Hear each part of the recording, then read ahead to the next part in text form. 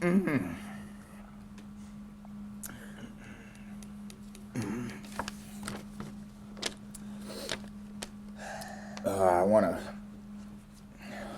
want to choose this very carefully. Offensively, they were phenomenal, and every bit of the credit goes to the good coach Bunks and their players. For a year and a half, we've been worried that if we play 2-3 zone, that somebody's gonna have a night sometime, and it took quite a while for it to happen. That's total credit to them.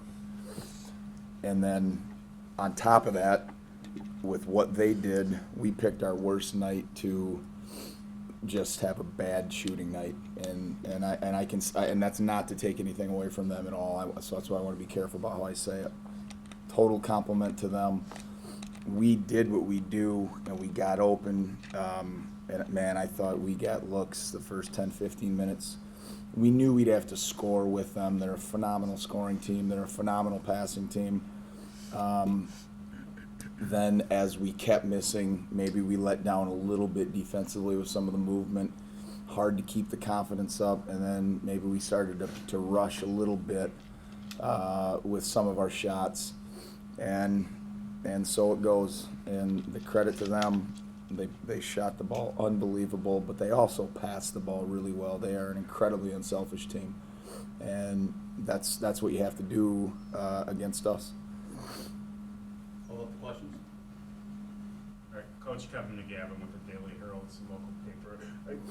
As well as they shot, one of the things that struck me in the first half, their starters were shooting so well, but then they had 3 different reserves come in the game and make critical threes. How badly did that hurt you, for example? That was a buzzsaw. That's the word. It was a buzzsaw. And I use this line a lot. I say, okay, if they go out and they beat us shooting 70% from 3, then we're going to shake their hands and tell them good game. Never really thinking that would happen. And sure enough, it happened. And so, yeah, we'll have stretches where a team will hit 2 or 3, a little break in the action, timeout, maybe the subs come in, and oh my goodness, it's just they just picked up right where they left off. And then at the same time, we never really got going, and that's a total credit to them. You mentioned your poor shooting in the first half, 25.7%, worst shooting half of the year. What do you think went into that? Was it just sort of nerves, and then when some shots started not going in, and then their shots started going in, maybe even like more so, you guys were pressing a little bit? I think so. I think it, and these guys can talk too, I think it probably snowballs a little bit, not a ton, not all at once, but just little by little, okay? And I think sometimes too, it wasn't just threes. We had, I can remember a gamble hook that just missed, and maybe Scotty a drive that doesn't go in, and so, you guys know, sometimes it just takes 1 or 2, and then all of a sudden, bam, things starts to switch around a little bit. And like I said, I don't think we never really hit that peak, because even while it was going on, we did some things in the first half. They had 10 turnovers at halftime. That's huge. I'm thinking if we can turn them over a little bit, we got a chance. And then we were worried about their offensive rebounding, and we solved that, I guess. We made them all. So we didn't get hurt on the offensive boards. That's one solution. For anybody, have you guys seen a team that passes so crisply against your zone? I feel like everything was just so purposely for them, especially some of the interior stuff and from the high post. When team's in attack mode, like we are usually, when you're confident, it's just passing. Just do what you do.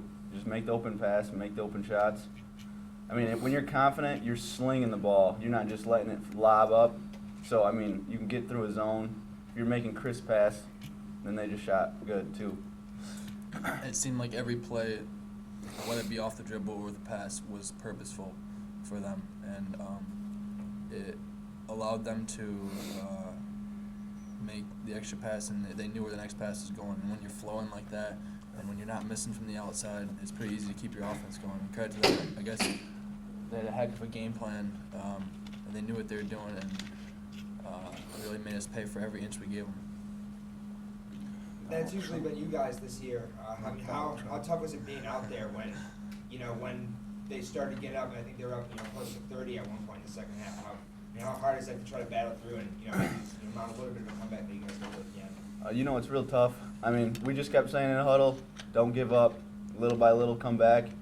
I mean, I don't think anyone on our team gave up at the end. That they just kept making shots. I mean, we were still in attack mode, but they made the better plays. It was, as we're scouting and preparing, we're looking at them and saying, man, they're high field goal percentage, pretty good assist to turnover. And so, like you say, that's what we, those are our positive numbers. And so we knew that would be the case. It was just, we had such an interesting makeup of 4 teams here where we're a team that shoots a lot of threes considerably. Ohio Wesleyan shot maybe 200 or so more than we did on the season, and then Benedictine's a team that shot maybe 200 less than we did. And so we were worried about the rebounding and the size, and we wanted to keep our zone packed in more, maybe a little bit more than normal. And again, at some point you got to pick your poison a little bit, and we were going to be a little bit more prepared to. We got to try to make them shoot threes, and we of course we want to make them be contested threes or a shot fake and a reload three, and they just got it spinning enough, and they were able to have some really, really good looks. But like I say, pick your poison, and hey, credit to them. How hard is it when it's on their floor too? Not that it maybe causes your bad shooting, but compounding it. As you guys are getting a little colder, their fans are getting riled up. I mean, I'm sure it has to compound a little bit when you're having that kind of early start, and then being on someone's home floor. It's an NCAA tournament, Elite Eight game, but at Division III, that's a home game for somebody. And so there's no question. But they earned it, right? They earned to have that. And so, hey, down the road, we'd love to have it in Art Smith Arena. There's no question that can help a team shoot the ball, and it certainly can help an opposing team miss. Not Ohio Wesleyan yesterday, but it got to us. So, Coach, what's the city of Michigan where your school's located? Alma. It's called Yeah. Alma. Where is that in relation to, say, Grand Rapids? Is it western Michigan? Yeah, it's an hour, 45 minutes north of Lansing, state capital of Lansing. Yep. Obviously, Couple more questions, guys. Best season in school history. Obviously, it's got to be pretty tough right now with the run coming to an end. But you guys can you look back and be pretty proud, I assume? It's probably gonna be tough right now, but just because it's settling in. But I mean, we had fun. It was a great season, great team of brothers who battled every game, every practice. It was just awesome. Yeah, it sure doesn't seem like it right now, but this is something we're gonna be able to look back on 20 years from now and be really proud of, and we really hope to see. They're gonna be pretty good next year, I think, and we're gonna be just as proud to come back and watch them. And I think that what we did here is not just a one-year thing. This is gonna continue for years to come. I've heard that, guys. You part of the program that kind of put them on the map. When Sam came in, and then you guys came in. You guys were the middle, bottom end of the MIAA, top of the conference. At least your thoughts on what you guys have been a part of to bring the program into a national scene. As Coach always says, it's part of a process, and we bought in. So, I mean, we took that process and we ran with it. So, all those losses just led to us keep working harder, trying to outwork everyone, and we had a run.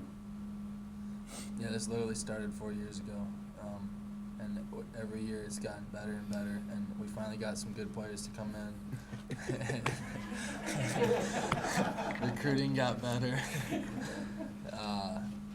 and it just compounded. And I think that we got a fan base behind us. We got some pride back in Alma basketball, and like I said, it's something we're gonna be able to look back on. Right now it sucks, but we're gonna look it back on and say, wow, that was pretty cool. How much does it mean for you guys to have so much fan support here today? I think this is, mean, as big as some of your home games.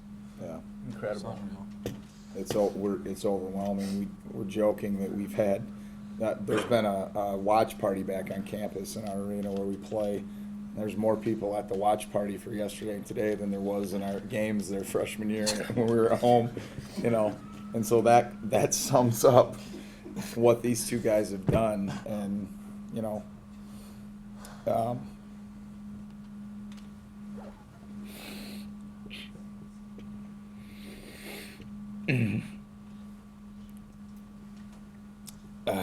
Just as much Thank as you. just as much as it took players buying in, it took a coaching staff that was willing to be flexible and adjust. And I don't think you see that in coaching very often nowadays. So stubborn and prideful. And a year and a half ago, I remember the day when he said, "All right, we're switching to zone," and to drop all his pride and go from an absolute man-to-man belief and to do what his players needed, and then just completely buy in, and then we bought in, and look what we did with it. I think that was a huge staple. It allowed us to get to where we are. It's really hard to scout a zone at this point in the season, especially the attention to detail that we spend in practice on that zone, and that comes from a coaching staff that really believes in what they're doing and was flexible and adjusted to what the players needed. All right, thank you guys. Thanks. Thank you.